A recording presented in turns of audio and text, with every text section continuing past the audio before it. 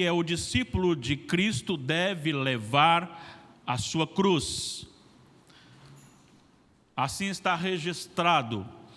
Então disse Jesus a seus discípulos: se alguém quer vir após mim, a si mesmo se negue, tome a sua cruz e siga-me. Porquanto quem quiser salvar a sua vida, perdê-la-á. E quem perder a vida por minha causa, achá-la-á. Pois o que aproveitará o homem se ganhar o mundo inteiro e perder a sua alma? Ou que dará o homem em troca da sua alma? Porque o Filho do Homem há de vir na glória de seu Pai com os seus anjos, e então retribuirá a cada um conforme as suas obras. Em verdade vos digo que alguns há dos que aqui se encontram, que de maneira nenhuma passarão pela morte, até que vejam vir o Filho do Homem no seu reino. Que o Senhor nos abençoe. Amém. Hoje vamos falar sobre as qualificações de um discípulo de Jesus. Para isso eu quero lhe chamar para mergulharmos um pouquinho no contexto, para a gente introduzir o que vamos tratar aqui nesta passagem, o que Jesus está dizendo, porque esta passagem de 24 a 28, ela não está desconectada do seu contexto nem anterior e nem posterior. E para isso nós vamos ver algumas coisas importantes aqui, porque a partir do versículo 13 do capítulo citado, capítulo 16 de Mateus, nós temos Jesus indo para os lados ou a banda de Cesareia. E ali ele faz um questionamento aos discípulos sobre o que as pessoas achavam dele como filho do homem. E eles então respondem: uns dizem João Batista, outros Elias, outros Jeremias ou alguns dos profetas. E ele agora afunila a pergunta, direcionando-a agora aos apóstolos, o que eles achavam. E Pedro assume a palavra e faz uma das mais belas confissões que vemos nas Sagradas Escrituras, quando Pedro disse: tu és o Cristo, o Filho do Deus vivo. Logo em seguida o Senhor Jesus vira para ele e diz: olha, o que você acabou de fazer não vem de você, vem do próprio Deus. É uma revelação dada do Senhor ao seu coração para esta afirmação. E esta afirmação de que eu sou o Cristo, o Filho do Deus vivo, é a pedra fundamental para a construção da igreja. Sobre esta pedra, sobre esta confissão, edificarei a minha igreja. E aí ele fala no versículo 19: dar-te-ei as chaves dos céus, falando para Pedro, o que ligares na terra terá sido ligado nos céus, e o que desligares na terra terá sido desligado nos céus. A igreja apostólica católica romana, a igreja católica apostólica romana, melhor dizendo, ela define que Pedro, então, dessa forma, tem uma autoridade papal e tem em seu poder a autoridade para abrir e fechar a porta do céu. Daí então aquelas piadinhas que você ouve sem graça, quando chegar lá e encontrar com São Pedro na porta, é justamente dada essa questão aqui deste versículo.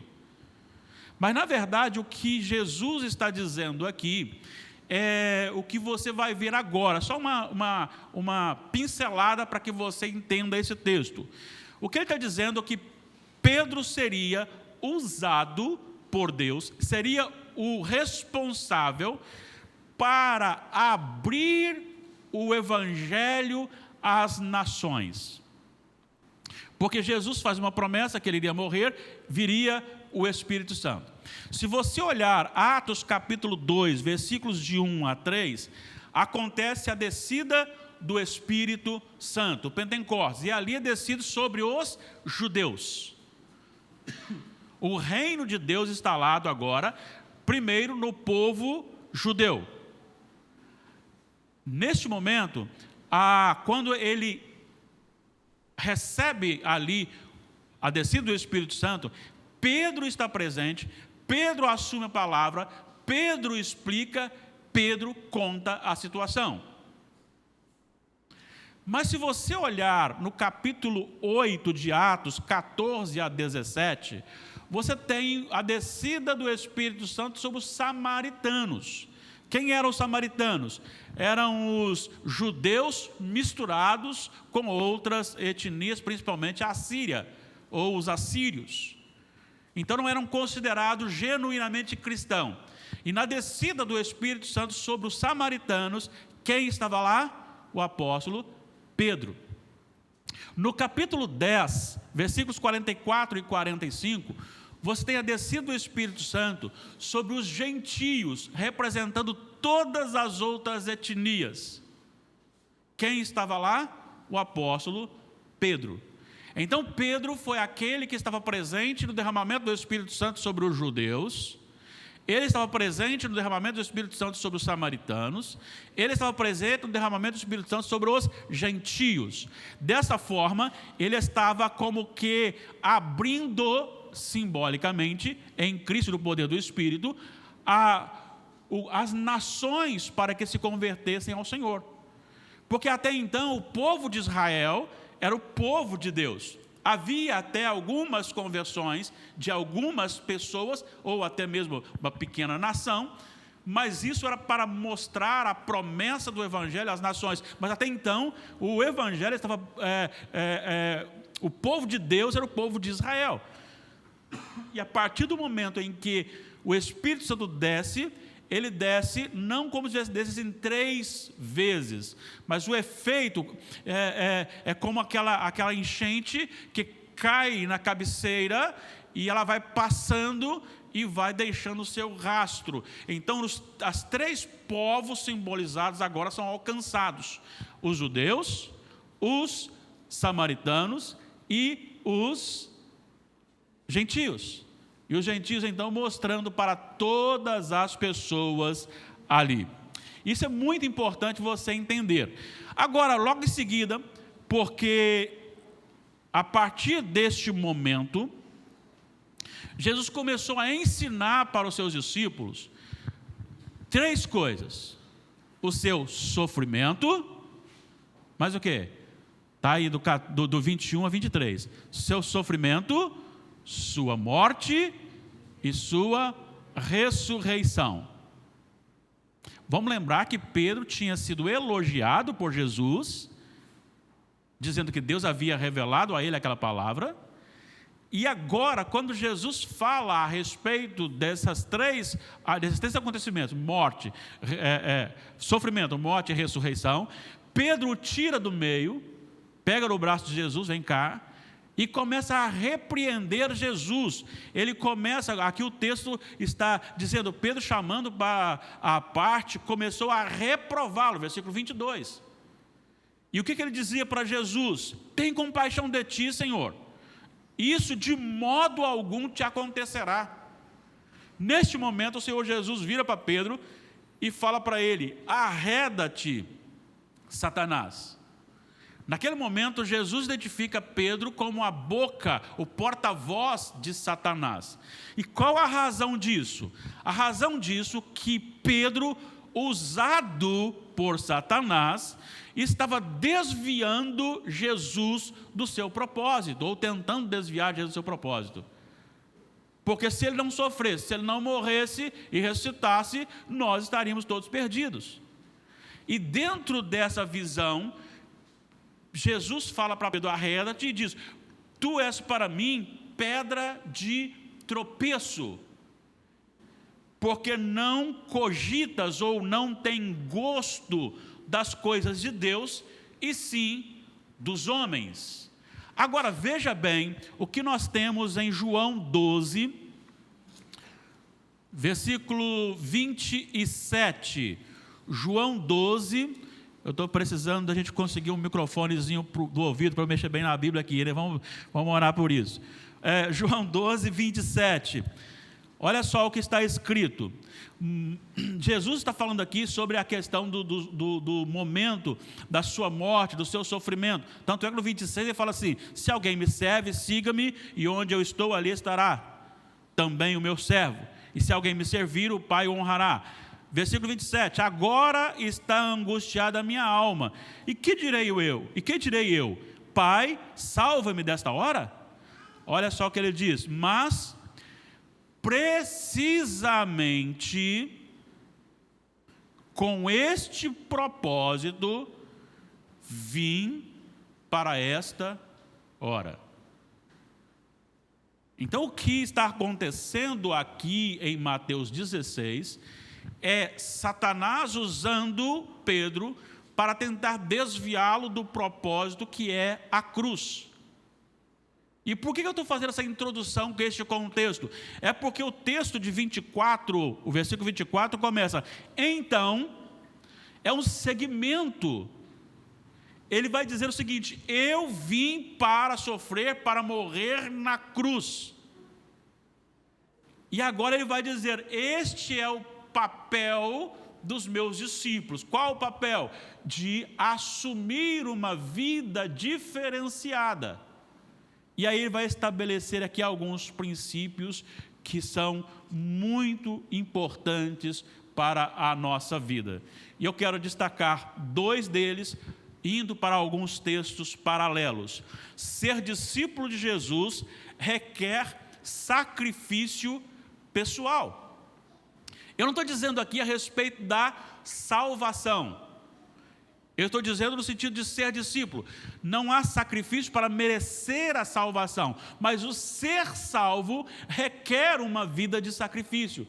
E não é um sacrifício para pagar pecados, mas é um sacrifício que vai tratar a nossa vida para ser discípulo de Jesus. Esse texto agora vai dizer: disse Jesus aos seus discípulos: se alguém quer vir após mim, a si mesmo se negue, tome a sua cruz e siga-me. A si mesmo se negue, tome a sua cruz e siga-me. O que significa esta afirmação de Jesus? Esse texto tem a ver com morte e ressurreição. Tem a ver com a morte do velho homem e a ressurreição do novo homem. Para isso, vamos para Romanos 6, 11 e 12. Romanos 6, 11 e 12, nós encontramos algo muito parecido. Olha o que o apóstolo Paulo disse aqui nesses versículos. Vamos ler juntos? Assim também considerai-vos mortos para o pecado, mas vivos para Deus em Cristo Jesus. 12. Não reivindicando o pecado em vosso corpo mortal, de maneira que obedeçais às suas paixões. Isso está diretamente ligado com a mesma coisa de negar a si mesmo. Agora vamos para Colossenses 3. Colossenses capítulo 3. O versículo 3 diz o quê? Vamos lá? Porque morrestes.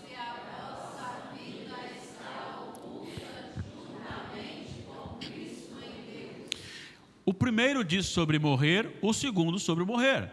Então nós morremos. Se nós morremos, significa que a nossa vontade não tem que imperar quando esta está contrária à vontade de Deus. A vontade de Deus impera sobre a nossa vontade, uma vez que nós morremos. Morremos para o pecado, morremos para o sistema deste mundo e morremos para Satanás, ou seja, morremos para todas as carnalidades. E agora ele fala no versículo 5 que devemos fazer morrer, é um ato contínuo, que é o negar a si mesmo. Fazei, pois, morrer a vossa natureza terrena. E aí ele vai dizer os atos que estão aqui. Mas esse texto está intimamente ligado com Romanos 12, 1 e 2. Negar a si mesmo está intimamente ligado com Romanos 12, 1 e 2. Rogo-vos, pois, irmãos, o quê?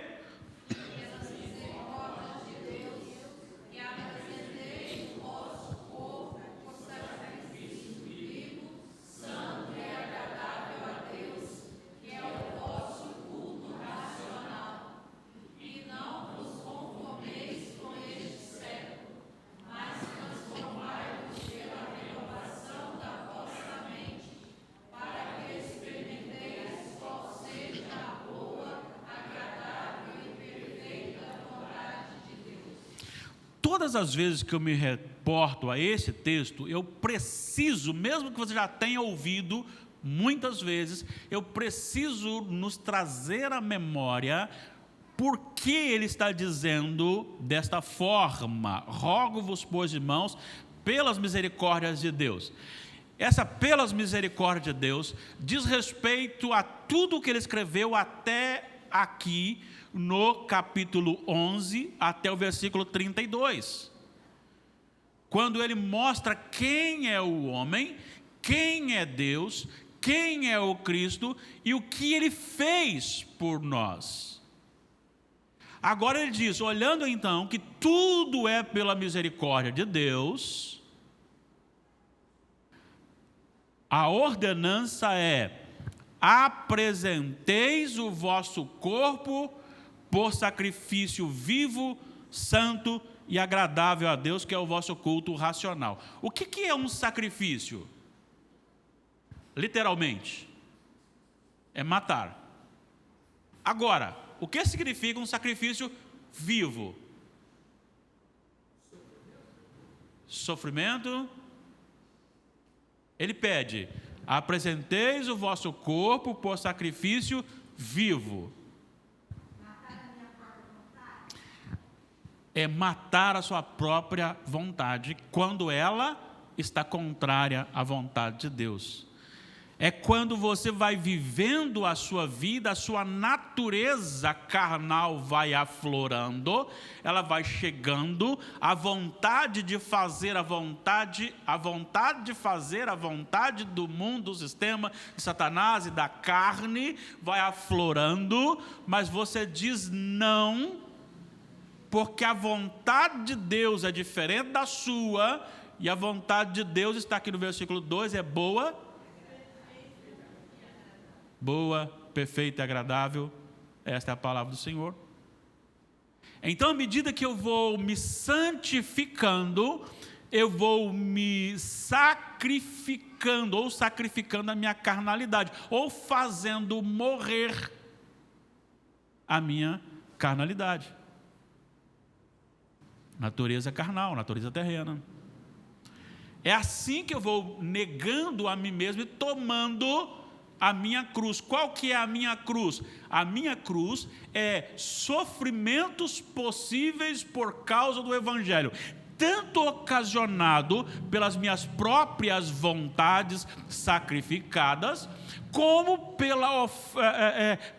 pela investida externa do mundo.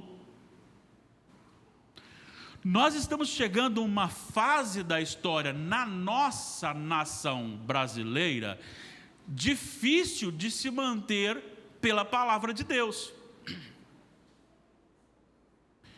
E vou afirmar por quê? Porque nós estamos cada vez mais sendo encharcados pelo politicamente correto. A questão relacionada, não existe mais um parâmetro, não existe mais um prumo, o relativismo. Eu estou certo, você também está certo, o outro também está certo. Eu não sei para quantos que eu contei, né? Mas eu estava num cartório e comecei a discutir com a dona do cartório, porque ela queria que fizesse uma coisa na nossa ata, e eu disse que não era assim. E ela teimando comigo, começamos a teimar, eu disse, não pode ser assim. E aí ela disse, vou consultar o jurídico. Isso por volta das 10 horas da manhã. Quando foi à tarde, ela me ligou e disse, pastor, é o seguinte, consultei aqui, o advogado disse que o senhor está certo, mas eu também estou certa. Eu falei, não tem jeito. Não tem jeito de, nessa questão, os dois estarem certos mesmo. Se você fala que é não, eu falo que é sim. Ou você fala que é sim, eu falo que é não. Um tem que estar errado, não tem jeito. O relativismo é mais ou menos isso. Não importa o que você fala, você está certo sempre, eu estou certo sempre, cada um tem a sua verdade. Então vai se tornando difícil, por quê? Porque a Bíblia não é mais aplicável à nossa cultura. E as pessoas vão pincelando na Bíblia aquilo que elas querem, aquilo que lhes agrada, e aí vai formando um Jesus seu, do seu jeito, do seu coração. Mas o chamado para ser discípulo de Jesus é chamado para sofrer, porque é tomar a sua cruz. O que significa cruz? Sofrimento. Não existe outro meio. Não existe uma cruz saudável. Não existe uma cruz deliciosa. Existe uma cruz que requer e que aplica sofrimento. Então o que ele está dizendo é, negue-se a si mesmo. E vou dizer uma coisa, é mais difícil você negar a você mesmo do que negar as outras coisas. Agora imagine uma coisa, a sua vida amoldada à palavra de Deus num mundo inimigo de Deus.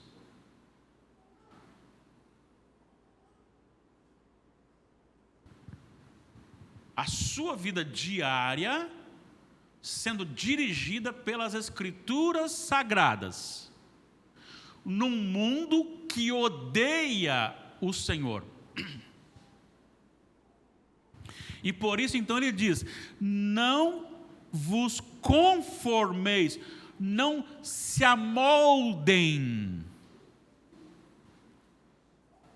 mas renovem, transformem o pensamento. Vamos lembrar que é uma santificação, é um progresso. Daí Filipenses 4:8, tudo que é bom, agradável, perfeito, se algum louvor há, seja isso que ocupe o vosso pensamento. Então ele está dizendo que a vida do cristão é um convite ao sofrimento, não por causa de coisas erradas que se faz, mas por causa de seguir a Jesus. Isso contrai sofrimento, porque as pessoas não gostarão de estar perto de você, lhe tratarão com desprezo e assim por diante. É necessário negar a nós mesmos. Tem um psiquiatra mundialmente conhecido, ele é brasileiro, Dr. Augusto Cury, e num dos seus livros ele diz que o suicídio, ele não fala nessas palavras, mas eu posso traduzir assim, é como se fosse um ato de egoísmo. Ele diz numa parte mais humana, né, dizer assim, é a finalidade do sofrimento. A pessoa não quer morrer, quer matar o sofrimento. Só que a maneira que ela acha para matar o sofrimento é se matando. Isso expõe o quanto nós nos amamos. E aí eu pergunto, se chegarmos um dia em que as autoridades se aproximarem de nós e disserem assim, nega Jesus. Aí você fala, não vou de jeito nenhum, não vou negar para Jesus. Não vai não? Não, então vamos colocar uma pulseirinha em você como aquele que não nega Jesus. Ou o contrário, quem nega Jesus ganha uma pulseirinha. E com essa pulseirinha ele pode comprar e vender. Você é casado e tem um casal de filhos. Já pensou nisso? Por você talvez, não vou, mas eu tenho esposa. eu tenho um filho. Estaríamos sujeitos a passar por isto? Três filhos. 3 filhos. 3 filhos, perdão. O Gustavo cresceu tanto que eu esqueci do Gustavo. Será que estaríamos dispostos a passar por isso? Chega e diz assim: não, você não pode mais comprar. E aí você olha para a sua despensa, para o seu armário, tem lá ainda uma comprinha, mas vai acabando, você diminui, vai acabando. Você retorna. Não, se você negar, você pode comprar. Se você não negar, você não pode comprar. E nem vender. Já pensaram nisso? Seguir a Jesus é estar disposto a isso. Eu não estou dizendo que é fácil, que eu faço com a beleza, não. Eu estou dizendo que o negócio é muito mais sério do que a gente imagina. Por quê? Porque o meu eu sempre quer prevalecer. E às vezes nós negamos por muito menos. Agora pense nas propostas que Jesus recebeu. O que Satanás falou com ele? Tudo isso te darei. O que o pai ia dar para ele? Satanás, o reino. Mas o pai, a cruz. Qual que é a proposta melhor? O reino ou a cruz? Aí chega aqui agora, Pedro fala a mesma coisa. Sai daí. Sai da cruz. E Jesus, mais uma vez, mantém-se firme, porque ele tem um propósito. E o propósito a que ele veio, ele tem que cumprir. Quem é discípulo de Jesus tem um propósito na vida. Tem um propósito na vida. Por isso ele diz: não vos amoldeis a este mundo, assim como Jesus não se amoldou às propostas de Satanás. Mas vem aí então, agora voltando então para Mateus, a segunda lição. Então, é um sacrifício, negar a Jesus é um sacrifício pessoal, requer sacrifício pessoal. Agora, a segunda é ser discípulo de Jesus, requer olhar muito além do material. Olha só o que Jesus diz aqui no versículo 25: porquanto quem quiser salvar a sua vida, perdê-la-á, e quem perder a vida por minha causa, achá-la-á. Pois que aproveitará o homem ganhar o mundo inteiro e perder a sua alma? Ou com que dará o homem em troca da sua alma? A questão é justamente essa: você está valorizando o quê? Qual é o seu propósito central? Você consegue enxergar além da vida aqui, além do material? Você consegue enxergar além dos benefícios físicos que você pode receber aqui? E aí Jesus deixa claro, veja bem, não é ninguém mais do que o próprio Jesus dizendo: se você quer viver a sua vida, você perde a eternidade. Se você deixa de viver a sua vida, você ganha a eternidade. O que significa isso? Vamos voltar para Colossenses. Vamos voltar para Colossenses capítulo 3.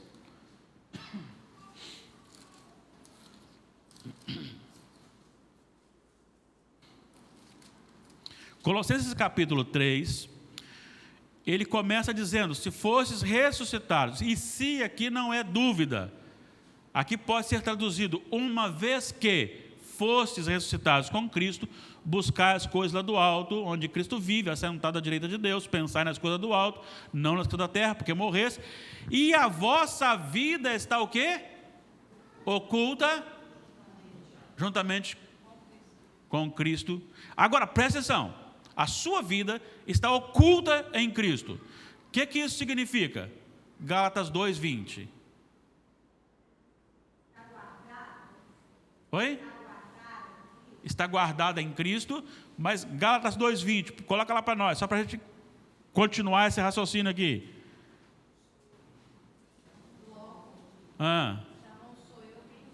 Não sou mais eu quem vive, Cristo vive em mim. Se Cristo vive em mim, quem que é visto e reconhecido? Cristo.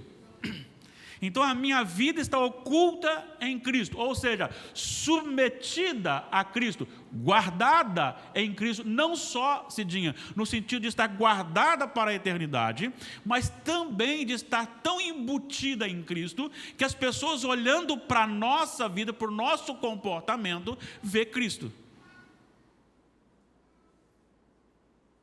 Por quê? Porque eu abri mão, porque a minha vida carnal é uma vida contrária à de Deus, à de Jesus. Para que eu me adeque a Jesus, eu tenho que morrer. Eu tenho que submeter toda a minha vida ao Senhor Jesus. Então, eu perco os meus prazeres carnais, seja ele de ingestão de vícios, o prazer do corpo físico no sentido sexual, seja ele no sentido da cobiça, seja ele no sentido da maledicência, da mentira, de ganhar ou tirar proveito dos outros. Tudo isso, a idolatria, a egolatria, na verdade, né? Que a gente gosta de aparecer, a gente gosta de se manifestar, a gente gosta de... Tudo isso é julgado por terra, é lançado em Cristo. E o que eu vou fazer é aquilo que Cristo faria. É fácil isso, gente? Não, não é fácil. Por isso, fazei, pois, morrer. Porque é um exercício. É um exercício. Não sei se o pastor certamente, quando estava preparando esta mensagem, pensou na igreja perseguida, cujo domingo estaremos nesse contexto da igreja perseguida. Hoje, nesse momento, nós temos muitos irmãos morrendo por causa de Cristo, passando necessidades, frustrados, e pastores subidos na maca, pensados na roupa, Sofrimento. Pessoas que escolheram deixar a vida em Cristo. Perderam a vida no sentido de viver a sua própria vontade, para viver para Cristo, e com isso ocasionou prisão, ou até mesmo perseguição, né? Prisão, e alguns até execução. São pessoas que dizem assim: eu prefiro morrer com Cristo do que viver sem Ele. Então é nesse sentido. Você perde a sua vida, você anula a sua vontade para que a vontade de Deus prevaleça. Agora tem uma coisa: no processo de santificação, você tem prazer em obedecer o Senhor. É um processo, não é algo de agora para daqui a pouco. É algo que você vai desenvolvendo. Quanto mais você se aproxima do Senhor, mais Ele vai liderando a sua vontade. Ele vai colocando novas vontades, vontade igual à vontade de Deus. E você percebe que o que vem além é lá na eternidade. E aqui é muito passageiro e rápido. Muito rápido. Passa muito rápido. Eu olho hoje para a igreja e digo, como passa rápido, né? Hoje tem moços, que quando eu cheguei era bebezinho. A vida passa muito rápido, e só tem uma. E ninguém garante que você vai viver 80, 90, 95, 100 anos. Então passa muito rápido. Então nós precisamos cuidar de saber, porque a partir do momento que nós fechamos os olhos na morte aqui, nós já estamos selados para a eternidade. E aí eu pergunto, os prazeres desse mundo, todos os prazeres desse mundo, valem a sua alma? É melhor perder a sua alma para ganhar todos os prazeres desse mundo? Sabe o que acontece? Eu já fiz o teste há muito tempo. Sabe quando você não está com fome, você viu algo que lhe agrada, você gosta muito, e você está assim, até bem próximo do almoço. Eu, por exemplo, um lanche não me atrapalha almoçar não, praticamente não atrapalha, esse é o problema. Aí eu passo, vejo aquela coxinha bem feitinha, bonitinha, aí falo, uma vontade de comer aquela coxinha. Está com fome? Não estou com fome, mas... Aí você vai, vou comer. Aí você compra e come. Quando você acabou de comer, o que aconteceu? Acabou o sabor dela. Você já comeu? Se não tivesse comido, estaria do mesmo jeito, porque você já não tem o sabor dela. Está com mais uma massa no seu estômago. Né? Assim é o pecado. Você vai pecando, vai pecando, vai pecando, todos os prazeres da carne, todos os prazeres da carne, todos os prazeres da carne. Quando você chega na idade avançada, você olha e diz assim, Salomão tinha razão. Tudo é vaidade. Passou os prazeres momentâneos, você nem se lembra deles mais, porque já passaram, e agora só resta uma história ruim. É correr atrás do vento. Agora olha só o que Jesus fala com seriedade sobre essa questão relacionada à eternidade, para a gente encerrar aqui. Lucas 16. Lucas 16, a partir do versículo 22. Só umas pinceladas para a gente entender aqui. Diz assim, aconteceu morrer o mendigo e ser levado pelos anjos para o seio de Abraão. Morreu também o rico e foi sepultado no inferno. E aí, inferno, Hades, ele não está dizendo da condenação eterna lá, da consumação. Ele está dizendo do lugar que as almas dos condenados ficam debaixo da ira de Deus até o dia da ressurreição. Certo? Então, a alma desse rico estava lá já sofrendo, e diz o texto, no inferno, estando em tormentos, levantou os olhos e viu ao longe Abraão e Lázaro no seu seio.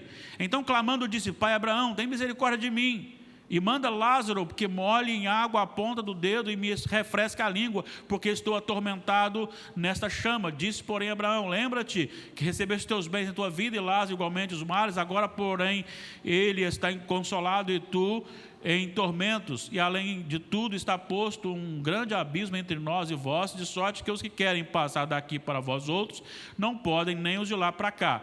Não há misericórdia para aquele que morre sem Jesus. Tem misericórdia de mim? Não, não pode. Não pode. Não tem mais. A misericórdia, ela põe fim, ela se encerra na morte.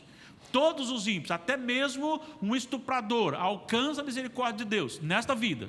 Ainda que não seja para salvação, ainda assim ele recebe a misericórdia de Deus, porque ele recebe o sol, a chuva, o vento, o calor, o frio, o dia, a noite, trabalha, recebe, come. Mas a partir do momento que ele morreu, não há mais misericórdia para ele. Porque agora ele está em tormento. Não pode passar de um lado para o outro, ou seja, o destino é selado. É selado.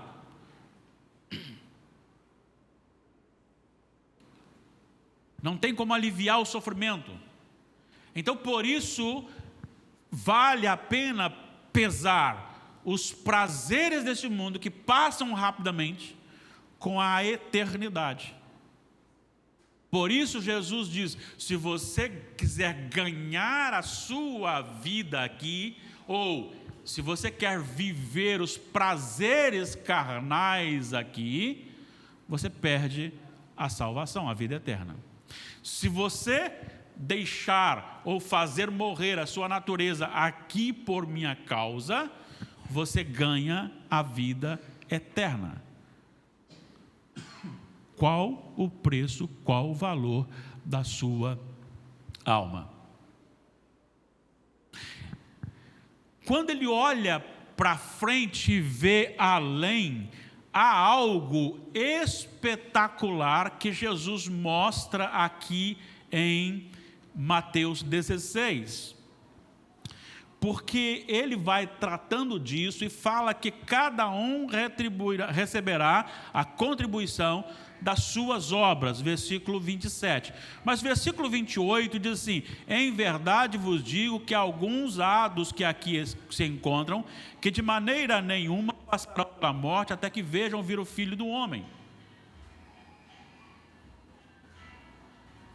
O que significa isso? Significa que alguns não iriam morrer até a consumação? Não. Quase todos os teólogos fecham nisso, porque logo em seguida, tanto no registro de Mateus, como de Marcos, como de Lucas, o que segue esse versículo é a transfiguração. Quando estão ali Tiago, Pedro e João, que vão ao monte com Jesus, e lá, naquele momento, ele é transfigurado. Olha o versículo 2 do capítulo 17. E foi transfigurado diante deles, o seu rosto resplandecia como o sol, e as suas vestes tornaram-se brancas como a luz. E aí o versículo 3, e eis que lhe apareceram Moisés e Elias falando com ele. O que está acontecendo aqui é um lampejo da glória. É Jesus falando assim: eu vou mostrar para vocês como será na glória. Foi tão especial e tão maravilhoso que Pedro até propôs construir ali cabanas, tendas, para que ficassem ali, não voltassem. E diz o texto que eles ficaram aterrorizados diante daquela grandeza, daquela glória manifestada ali. Isso está dizendo que o Senhor tem para o seu povo algo muito superior do que todos os prazeres deste mundo. Porque Pedro era humano, Tiago era humano, João era humano, eles tinham as vontades carnais, mas eles naquele momento disseram o seguinte: vamos fazer 3 tendas aqui e vamos ficar aqui. Porque o prazer, o gozo celestial é incomparavelmente melhor e superior a todos os prazeres e riquezas deste mundo. Então, por isso, todo momento em que você sacrifica a sua própria vontade, que está contrária à vontade de Deus, que você diz não àquilo que vem de fora para a sua vida, mantém-se fiel, ainda que isso lhe custe a liberdade e a vida, você está tendo uma visão do reino de Deus, em que o que é passageiro, pequeno, mínimo, não pode ser comparado com aquilo que é gigantesco, que é grande, que é a glória do céu. Neste mundo, concluindo, há muitas barreiras para a nossa fé. Precisamos focar no propósito. Para que você foi salvo? Para que você foi eleito? Algumas pessoas equivocadamente pensam que você foi eleito para ser salvo só. Mas o apóstolo Paulo, em Efésios 1, ele diz: eleitos, escolhidos antes da fundação do mundo, para ser santos e irrepreensíveis perante Ele. Em amor nos predestinou para a adoção de filhos. Então nós somos chamados e predestinados, não só para ir para o céu, mas para viver a vida cristã em santidade aqui. As pessoas vêm, as propostas vêm, o nosso coração tenta se manifestar, mas nós precisamos manter o foco. Eu sou do Senhor. Eu sou do Senhor. O exercício do sacrifício vivo como culto a Deus tem como base a visão de algo infinitamente maior. Paulo chegou a dizer isso aos Romanos capítulo 8, versículo 18. Ele disse: o sofrimento do tempo presente não são para comparar com a glória por vir a ser revelada em nós. Ainda que haja sofrimento aqui. Em 2 Coríntios capítulo 4, se eu não estou equivocado, 4, ele disse que o homem exterior pode ser corrompido, destruído, mas o homem interior se renova de dia em dia, de glória em glória. Porque nós não estamos embasados nas coisas que vemos, porque as coisas que vemos são temporais, mas as que não vemos, porque as que não vemos são eternas. Olhar para o céu, ansiar o céu, desejar o céu, querer a volta de Jesus, cantar isso, pregar isso, viver isto. Por mais que possa ser boa a sua vida aqui na terra, a nova terra será incomparavelmente superior. Nem toda a riqueza deste mundo pode aproximar o valor da nossa alma. E a minha pergunta para você é discípulo de Jesus? Se você é discípulo de Jesus, você precisa então negar a você mesmo, ter uma vida de sacrifício vivo, santo e agradável a Deus, que é o culto racional.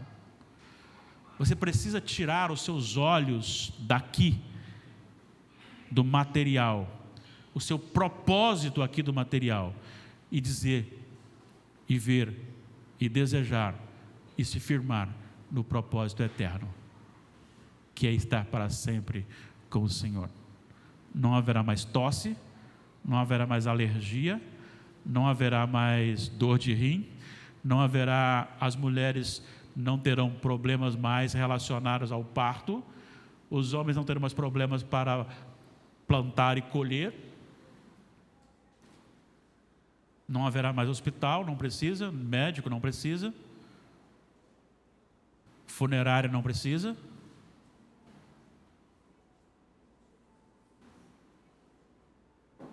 É isso que está proposto para nós.